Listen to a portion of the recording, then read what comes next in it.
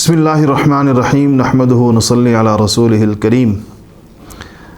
عزیز بچوں، گزشتہ درس میں کل جو ہوا، ہم نے سن 5 ہجری میں ہونے والے اہم واقعات پر بات چیت کی۔ آپ کو میں نے غزوہ خندق کا بتایا، غزوہ اس کے فوراً بعد متصل غزوہ بنو قریظہ جو یہودیوں کے ساتھ ہوا، اس کے بارے میں آپ کو بتایا۔ 6 ہجری کی طرف چلتے ہیں۔ اچھا، چونکہ ہمیں ایک ہی دن میں ایک سال پورا کرنا ہے، تو 6 ہجری کے واقعات میں سے ایک ہی واقعہ اتنا بڑا اور اتنا اہم ہے کہ ہماری آج کی نشست اسی سے مکمل ہو جائے گی۔ اگر میں یہ کہوں کہ اس سے پہلے، یعنی یہ جو غزوہ بنو قریظہ اور جو اس آج کا جو اہم ترین واقعہ، اس کے درمیان بہت سارے سرایا ہوئے ہیں، بہت سارے، ان کے بے شمار نام ہیں، اور وہ سارے سرایا میں نے بتایا تھا کہ جمع ہے سریہ کی، اور سریہ اس جنگی مہم کو کہتے ہیں جو نبی کریم صلی اللہ علیہ وسلم صحابہ کے ایک گروپ کو، ایک جماعت کو کسی جگہ حملہ کرنے کے لیے جو بھیجتے تھے، اس کو سریہ کہتے تھے۔ اچھا، تو بہت سارے سرایا ہوئے اس دوران، کس کے بعد؟ غزوہ بنو قریظہ اور صلح حدیبیہ کے درمیان۔ سن 6 ہجری کا جو سب سے اہم واقعہ ہے تاریخ اسلام کا، سیرت کا، وہ ہے غزوہ حدیبیہ۔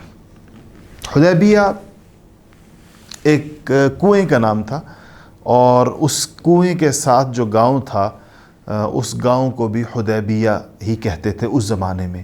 آج کل اس کو شمیسیہ کہتے ہیں۔ یہ گاؤں مکہ مکرمہ سے تقریباً 9 میل کے فاصلے پر تھا، اور اس کا کچھ حصہ حرم میں آتا ہے اور کچھ حصہ حرم سے باہر ہے۔ حرم سے باہر کے علاقے کو حل کہتے ہیں۔ حرم ایک خاص حدود ہے مکہ مکرمہ کے گرد، دور دور تک، جس کو حدود حرم کہتے ہیں، اور وہ اس کے اپنے احکامات ہیں شریعت میں کہ وہاں پر کچھ چیزوں پر کا خیال رکھا جاتا ہے، اور اس میں داخل ہونے والا جو ہے اس کو اگر وہ عمرے حج کے لیے جا رہا ہے تو اس کو حالت احرام میں حدود حرم میں داخل ہونا ہوتا ہے۔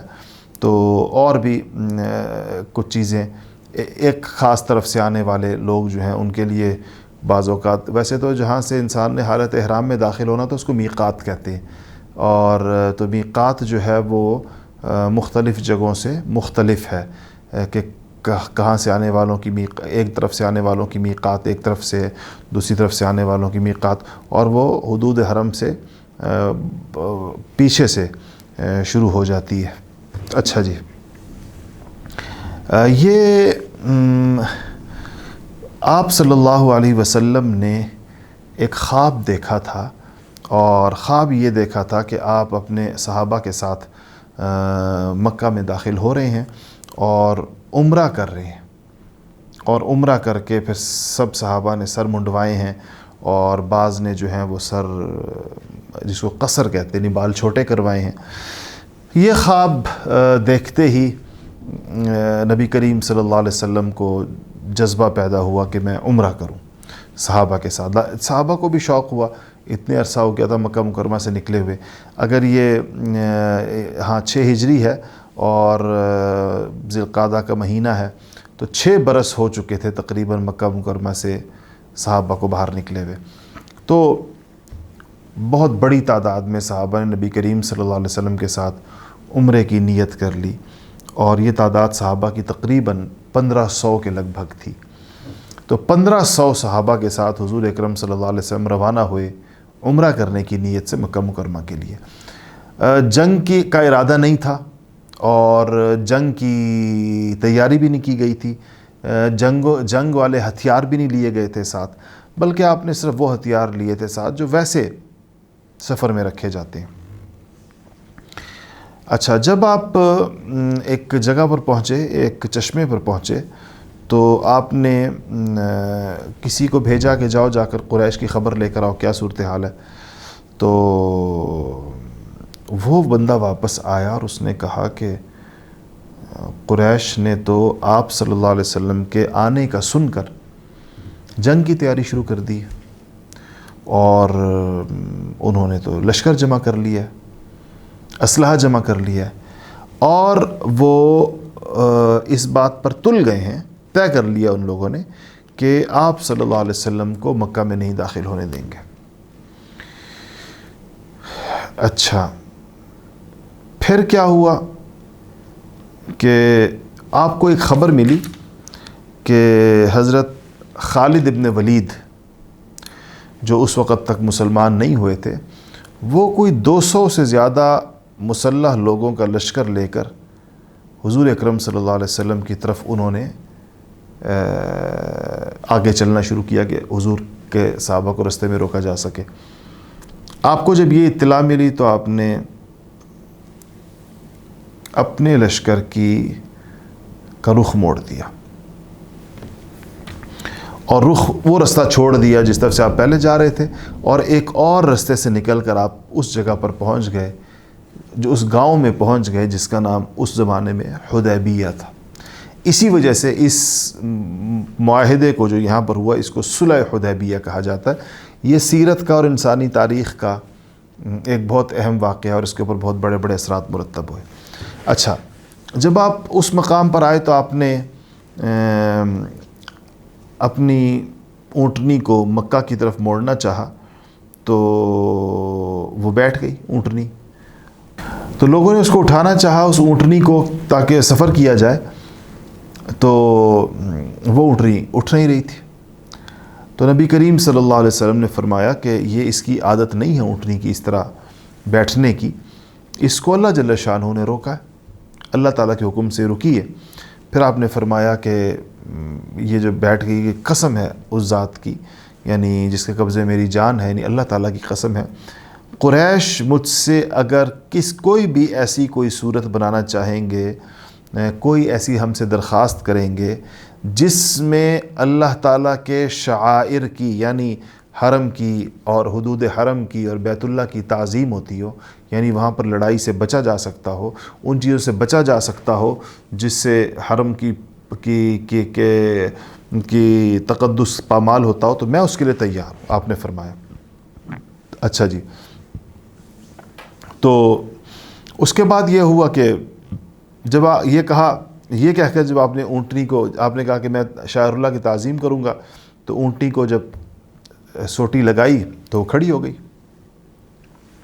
اچھا، وہاں سے ہٹ کر آپ نے پھر یہ حدیبیہ کی جگہ کے اوپر آپ نے قیام کیا تھوڑا سا، اور گرمی کا موسم تھا اور وہاں جو پانی تھا جو کسی گڑھے میں جمع تھا، جو صحابہ نے اور ان کے جانوروں نے اس کو استعمال کیا، تو وہ ختم ہو گیا تو صحابہ نے حضور اکرم صلی اللہ علیہ وسلم سے آ کر کہا کہ یا رسول اللہ پانی ختم ہو گیا اور انسان بھی پیاسے ہیں اور جانور بھی پیاسے ہیں۔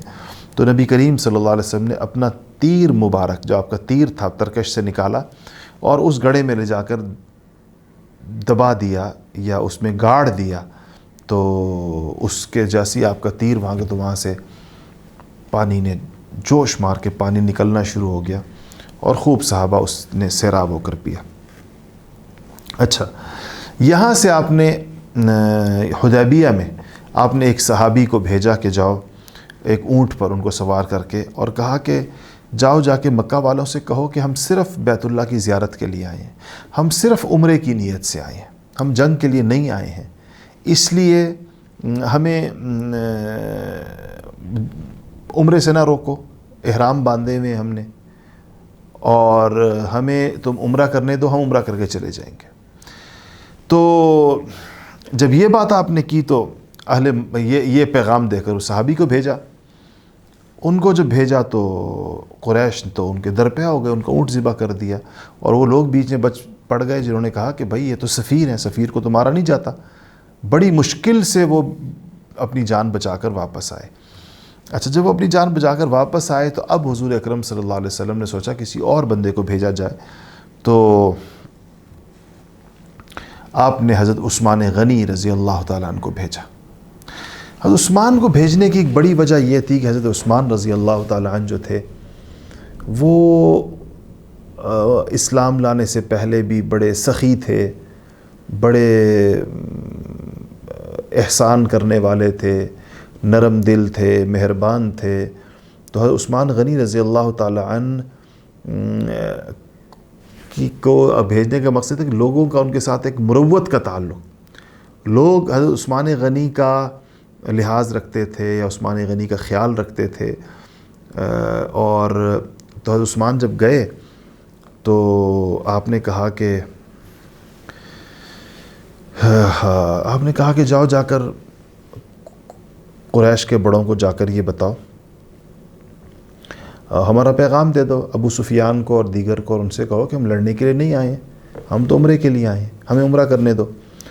اور جو مسلمان ہیں مکہ میں، غلام ہیں، مجبور ہیں، مجبوری کی وجہ سے مکہ میں رہ رہے ہیں، مدینہ نہیں آ سکتے تھے، تو انہوں نے ہیں مسلمان لیکن اپنے لوگوں کے جبر کی وجہ سے اپنے اسلام کا اعلان نہیں کر سکیں، ان کو جا کر خوشخبری سنا دو، سب کو بشارت سنا دو کہ ان قریب اللہ تعالیٰ فتح نصیب فرمائیں گے، اور ان قریب تم وہ لوگ جو اپنے اسلام کا اظہار نہیں کر سکتے، اپنے اسلام کا اعلان نہیں کر سکتے، اور قریش مکہ کے ظلم اور زیادتیوں کو برداشت کر رہے ہو، ان قریب اللہ جل شانہ تمہارے لیے آسانیاں پیدا فرما دیں گے، اللہ جل شانہ تم لوگوں کے لیے سہولتیں پیدا فرما دیں گے۔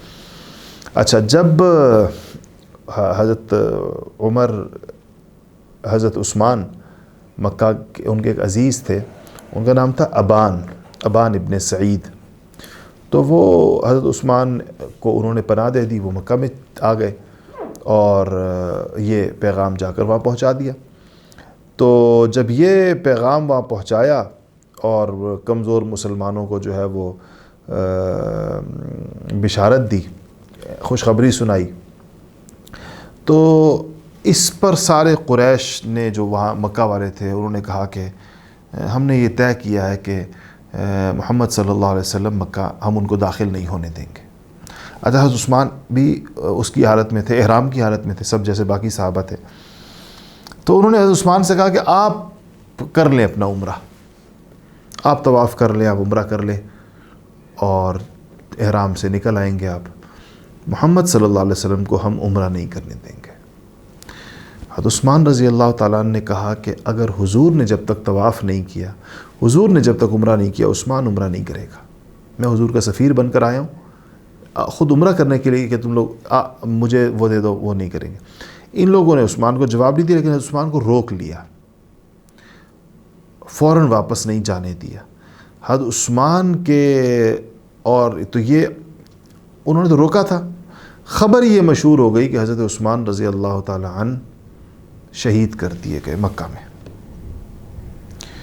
یہ خبر جب رسول اللہ صلی اللہ علیہ وسلم کو پہنچی کہ عثمان غنی شہید کر دیے گئے، حضور اکرم صلی اللہ علیہ وسلم کو بہت صدمہ ہوا، اور آپ نے فرمایا کہ جب تک میں ان سے بدلہ نہ لے لوں قریش مکہ سے، میں یہاں سے ہلوں گا نہیں۔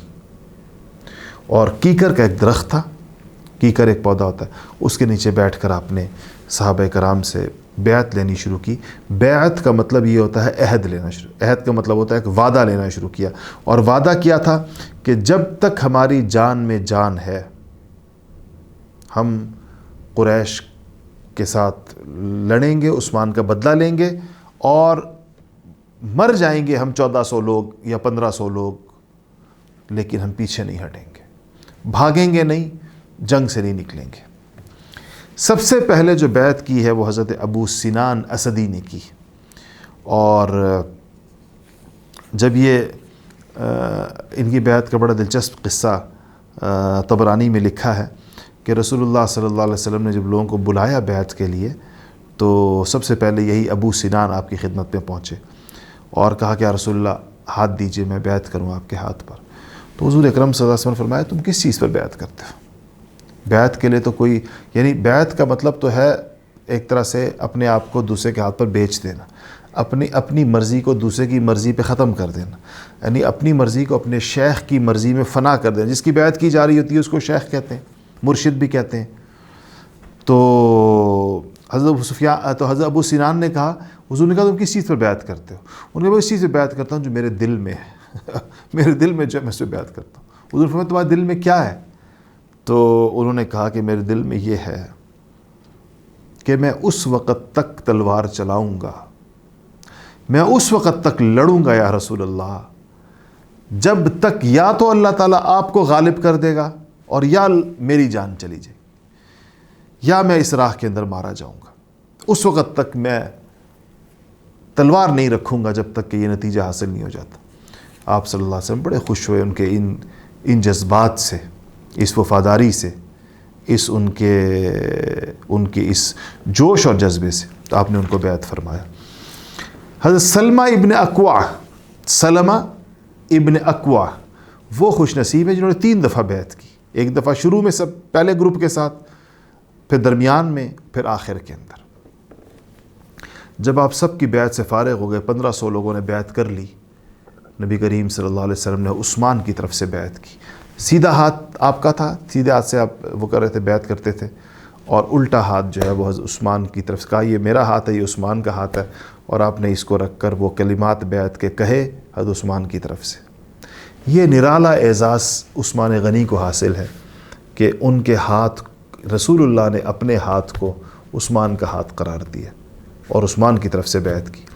اچھا جب بیعت سے فارغ ہو گئے تو اچھا یہ بتا دوں کہ اس بیعت کو بیعت رضوان کہتے ہیں، بیعت رضوان۔ سورۃ الفتح میں، قرآن شریف میں سورۃ الفتح میں اس کا ذکر ہے کہ اعوذ باللہ من الشیطان الرجیم لقد رضی اللہ عن المؤمنین اذ یبایعونک تحت الشجرہ فعلم ما في قلوبهم فأنزل السكينة عليهم وأثابهم فتحا قريبا ومغانم كثيرة يأخذونها وكان الله عزيزا حكيما، کہ اللہ تعالیٰ راضی ہوا ایمان والوں سے جس وقت وہ آپ کے ہاتھ پر بیعت کر رہے تھے، اور ان کے دلوں میں اللہ اور اس کے رسول کی محبت اور اخلاص جو کچھ بھرا ہوا ہے اللہ تعالیٰ کو خوب معلوم ہے۔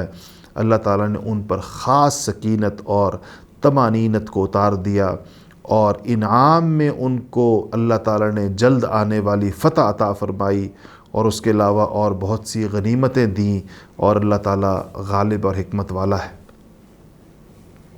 اچھا اب بعد میں جب بیعت سے فارغ ہو گئے، لڑائی کی ایک طرح سے تیاری بن گئی، تو خبر آئی کہ عثمان غنی کی شہادت کی بات درست نہیں تھی۔ لیکن قریش کو جب اس بیعت کا پتہ چلا کہ 1500 لوگوں نے لڑنے مرنے پر بیعت کر لی ہے، تو وہ تھوڑا خوف زدہ ہو گئے۔ انہوں نے کہا چلو جو مذاکرات شروع کرتے ہیں۔ تو مذاکرات کے لیے قریش نے جو ہے وہ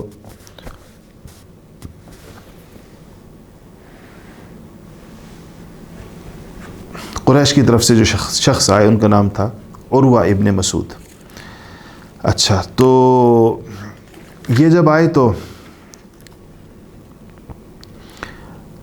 انہوں نے کہا کہ حضور سے بات چیت شروع کی۔ آپ صلی اللہ علیہ وسلم نے کہا کہ دیکھو قریش سے جا کر کہو کہ میں لڑنا نہیں چاہتا، مجھے عمرہ کرنے دو اور مجھے جانے دو، اور باقی جو عرب دنیا باقی ہے جن کے ساتھ اگر ہماری جنگیں آئیں گی یا پیغام جن تک جائے گا، اگر ان سب نے اسلام قبول کر لیا تو تم بھی کر لینا، اور اگر انہوں نے اسلام قبول نہ کیا اور ان سے ہمارا مقابلہ آ گیا اور اس مقابلے میں ہم ہار گئے اور یا میں شہید ہو گیا، تمہارا مقصد پورا ہو جائے گا۔ تم کیوں ہم سے لڑتے ہو؟ تمہیں تو ویسے ہی ہم سے لڑے بغیر تمہیں اپنا نتیجہ مل جائے گا۔ تو عروہ نے کہا کہ مجھے ایسے لگتا ہے کہ اگر آپ کے اوپر کوئی لڑائی آئے تو یہ آپ کے گرد مختلف قبائل کے لوگ جمع ہیں، قریش کے مختلف قبیلوں کے لوگ جمع ہیں، یہ تو آپ کے گرد جو لوگ ہیں اگر آپ پر کوئی لڑائی آئی یہ تو آپ کو چھوڑ کے بھاگ جائیں گے۔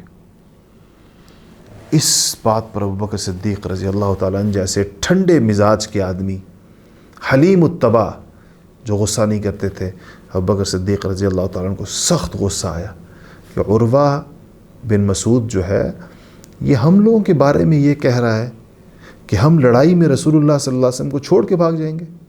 تو آپ نے بڑی سخت اس کو سختی کے ساتھ جواب دیا. تو کہا کہ تم ہمارے بارے میں کہہ رہے ہو کہ ہم رسول اللہ صلی اللہ علیہ وسلم کو سختیوں میں چھوڑ کے بھاگ جائیں گے. تو عروہ نے اتنی سخت بات سنی جو آپ نے سخت انداز میں کہی, تو اس نے کہا یہ کون ہے؟ شاید پیچھے بیٹھے تھے, نظر نہیں آ رہے تھے. تو لوگوں سے کہنے لگے کون ہے, کس نے مجھے یہ کہا؟ تو لوگوں نے کہا یہ ابو بکر نے کہا. کہنے لگے کہ اگر ان کے میرے اوپر احسانات ہیں, اگر ان کے مجھ پہ احسانات نہ ہوتے تو میں ان کو آج جواب دیتا. اچھا, پھر کیا ہوا کہ اس عروہ ابن مسعود کے جو مشرک تھا, اس کے بھتیجے جو تھے وہ حضرت مغیرہ ابن شعبہ تھے.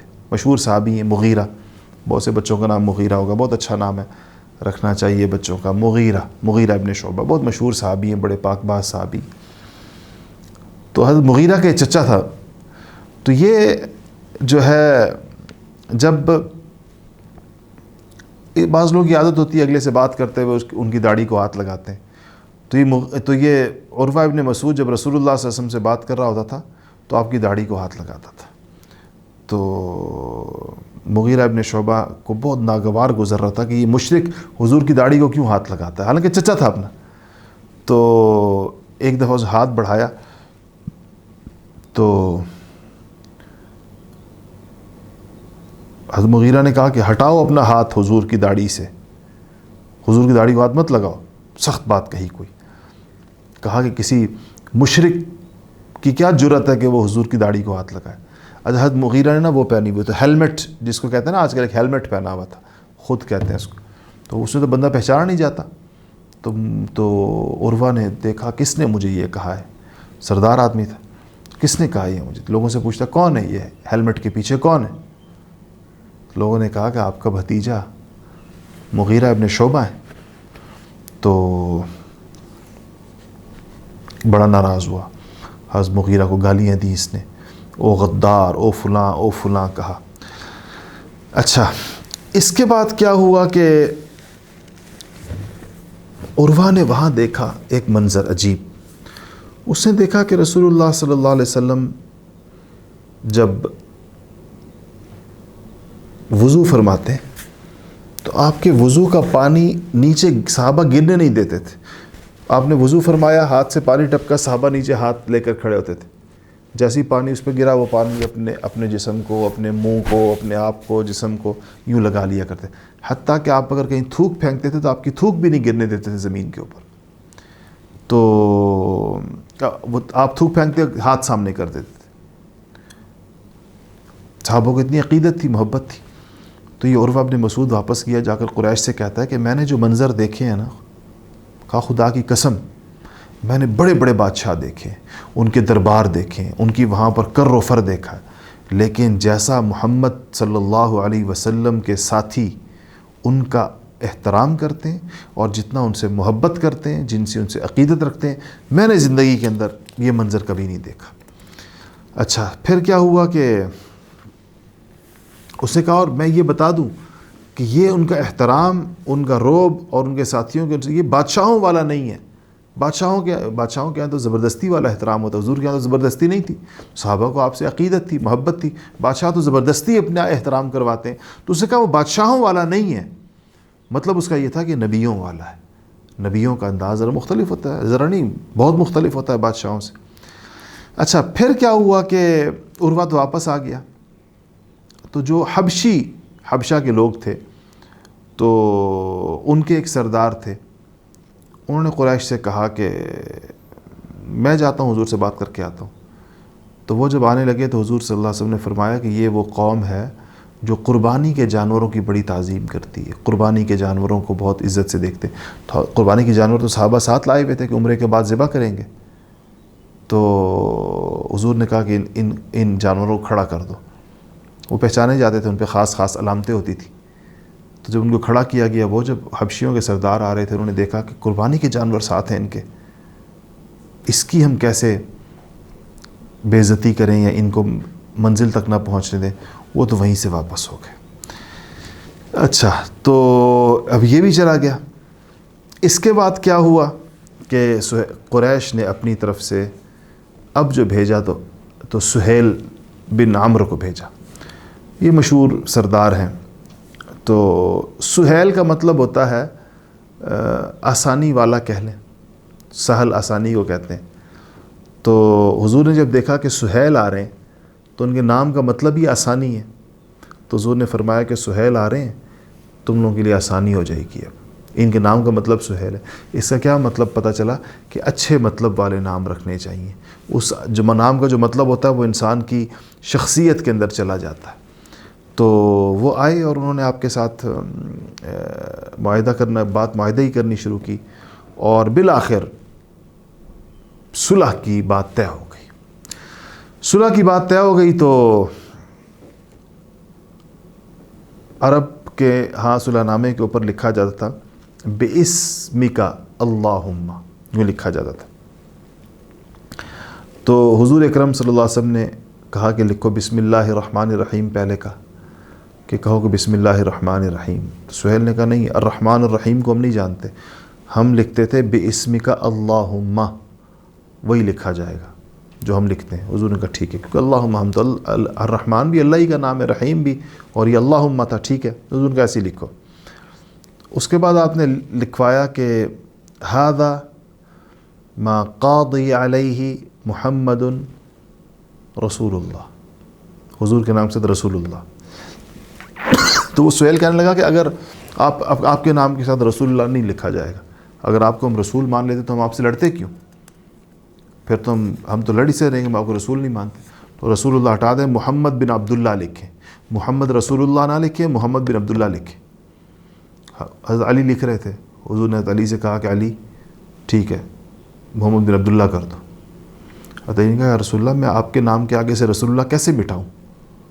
میری تو ہمت ہی نہیں ہے کہ میں اس کو مٹاؤں رسول اللہ آپ کے نام کے سامنے سے. حضور نے کہا چلو مجھے دکھاؤ کہاں لکھا ہوا ہے. حضرت علی نے کہا یہ لکھا ہوا ہے. حضور نے خود اپنے ہاتھ سے مٹا دیا، کہا بس محمد بن عبداللہ لکھ دو جیسے یہ لوگ کہہ رہے ہیں. اچھا، شرائط کیا تھی صلح کی؟ پہلی چند شرائط بتا دوں. 10 سال تک لڑائی نہیں ہوگی، اگلے 10 سال تک. قریش کا جو شخص مسلمان ہو کر مسلمانوں کے پاس آ گیا تو وہ مسلمان ان کو واپس کریں گے. مسلمانوں کا جو شخص کافر ہو کر قریش کے پاس چلا گیا تو قریش اس کو واپس نہیں کریں گے. اس سال رسول اللہ صلی اللہ علیہ وسلم عمرہ نہیں کریں گے اور آپ ابھی واپس جائیں گے. اگلے سال تشریف لائیں گے اور 3 دن مکہ میں رہ کر عمرہ کر کے واپس چلے جائیں گے، اور تلواروں کے علاوہ کوئی ہتھیار ساتھ نہیں لائیں گے. جو تلواریں لائیں گے وہ بھی نیاموں میں ہوں گی، ہاتھوں میں نہیں ہوں گی. اچھا، اس کے بعد یہ کہا کہ ایک شرط یہ بھی تھی کہ کوئی کسی کے اوپر تلوار نہیں اٹھائے گا، خیانت نہیں کرے گا. اور لکھا تھا کہ جو ہمارے اور قبائل ہیں عرب کے، وہ اس صلح کے بعد چاہیں تو قریش کے ساتھ شامل ہو کر ان کے ساتھی بن جائیں، چاہے تو مسلمانوں کے ساتھ، ان کو اس کی آزادی ہوگی. یہ ہو گیا، کیا کہتے ہیں، صلح ہو گئی. ابھی صلح نامہ سائن نہیں ہوا تھا کہ وہی جو سہیل ابن عمر جو آئے تھے قریش کی طرف سے، ان کا بیٹا جو گھر میں مسلمان ہو چکا تھا اور انہوں نے اپنے بیٹے کو زنجیروں سے قید کیا ہوا تھا گھر میں، ابو جندل نام تھا ان کا. ابو جندل اپنی زنجیریں توڑوا کر پہنچ گئے مسلمانوں کے پاس پناہ کے لیے. سہیل نے کہا کہ ان کا مجھے تکلیف دے، تو سہیل نے کہا کہ میرا بیٹا واپس کریں، اس میں صلح نامہ میں لکھا ہوا ہے کہ ہماری طرف سے کوئی آئے گا تو واپس جائے گا. تو آپ نے کہا کہ حالانکہ بھی دستخط نہیں ہوئے تھے اس پر، تو آپ حضور نے فرمایا کہ ابھی تو پورا لکھا ہی نہیں گیا اور ابھی تو یہ مکمل نہیں ہوا، دستخط نہیں ہوئے اس کے اوپر. تو لیکن جو سہیل نے کہا نہیں جی نہیں، میرا بیٹا میرے حوالے کریں، یہ شق ہمارے درمیان طے ہو چکی ہے، چاہے بے شک نہیں لکھی گئی، دستخط نہیں ہوئے لیکن. تو آپ نے کہا کہ ٹھیک ہے ابو جندل کو سہیل کے حوالے کر دیں. تو ابو جندل بیچاروں نے بڑی فریاد کی، مسلمانوں سے کہا کہ آپ لوگ مجھے کافروں کے حوالے کر رہے ہیں. تو حضور نے کہا کہ ابو جندل، یا ابا جندل اصبر واحتسب فإنا لا نغدر. کہا کہ آپ نے فرمایا کہ ابو جندل صبر کرو، ابو جندل صبر کرو اور اللہ تعالیٰ سے امید رکھو، ہم عہد کی خلاف ورزی نہیں کرتے اور انشاءاللہ اللہ تمہارے لیے کوئی صورت بنا لے گا جس سے تم نکل آؤ گے۔ تو حضرت عمر تو بہت جوش والے تھے، انہوں نے حضور سے کہا کہ یا رسول اللہ کیا آپ نبی برحق نہیں ہیں؟ حضور نے فرمایا میں ہوں۔ تو کہا کہ ہم حق پر نہیں ہیں؟ کہا ہم حق پر ہیں۔ حضور نے کہا کہ یہ لوگ باطل پر نہیں ہیں یا رسول اللہ؟ حضور نے کہا یہ لوگ باطل پر ہیں۔ تو حضرت عمر نے فرمایا یا رسول اللہ پھر ہم ایسی شرائط پر صلح کیوں گوارا کر لیں؟ یہ تو ساری شرائط ہمارے خلاف ہیں۔ تو حضور نے فرمایا کہ عمر میں اپنی طرف سے کوئی کام نہیں کرتا، میرا جو کام بھی ہوتا ہے وہ اللہ تعالیٰ کی طرف سے ہوتا ہے۔ تو حضرت عمر کہتے ہیں بعد میں مجھے بڑا افسوس ہوا، میں نے حضور کو یہ کیوں کہا، میں نے پھر بہت روزے رکھے اور میں نے بڑی وہ کی، لیکن بات کوئی غلط تو نہیں تھی۔ حضرت عمر کے اندر تو ایک وہ تھا کہ یا رسول اللہ ہمیں یہ لوگ ہم سے زبردستی کچھ شاید منوا رہے ہیں تو ہم ان سے لڑ لیتے ہیں۔ حضور لڑائی اس وقت نہیں چاہ رہے تھے تاکہ حرم کی توہین نہ ہو۔ تو اس کے بعد جب یہ دستخط ہو گئے تو پھر مسلمان حضور تقریباً 2 ہفتے حضور کا یہ قیام رہا حدیبیہ کے اندر، پھر وہاں سے مسلمان واپس آئے اور واپس آنے کے بعد صحابہ کہتے ہیں کہ اتنی بابرکت صلح ثابت ہوئی کہ صلح حدیبیہ سے لے کر فتح مکہ جو اب آگے آئے گا کہ مکہ کیسے فتح ہوا، اس زمانے میں جتنے لوگ مسلمان ہوئے ہیں یہ ابھی تک کے پچھلے 6 اور 13 19 سال میں اتنے لوگ مسلمان نہیں ہوئے تھے، جتنے لوگ 19 سال میں اتنے لوگ مسلمان نہیں ہوئے تھے جتنے لوگ اتنے 1-2 سالوں کے اندر 2 سالوں میں جتنے لوگ مسلمان ہوئے۔ اتنی یہ صلح مل جا، کیونکہ صلح ہو گئی تھی تو مسلمانوں کے ساتھ آمد و رفت شروع ہو گئی، لوگ آ رہے، مسلمان بھی مکہ جا سکتے تھے، یہ لوگ مدینہ آ سکتے تھے۔ تو جب میل جول ہوا تو مسلمانوں کے اخلاق دیکھ کر، مسلمانوں کے کردار دیکھ کر، مسلمانوں کی چیزیں دیکھ کر یہ لوگ جو ہیں یہ وہ ہو گئے، یہ ان میں اسلام زیادہ تیزی کے ساتھ پھیلا۔ تو یہ سن 6 ہجری کا سب سے اہم واقعہ تھا اور بڑا واقعہ تھا۔ آج اسی کے اوپر اکتفا کرتے ہیں، انشاءاللہ 7 ہجری کے اہم واقعات کیا تھے، 7 ہجری میں کیا کچھ ہوا، انشاءاللہ وہ کل پڑھیں گے۔ وآخر دعوانا ان الحمد للہ رب العالمین۔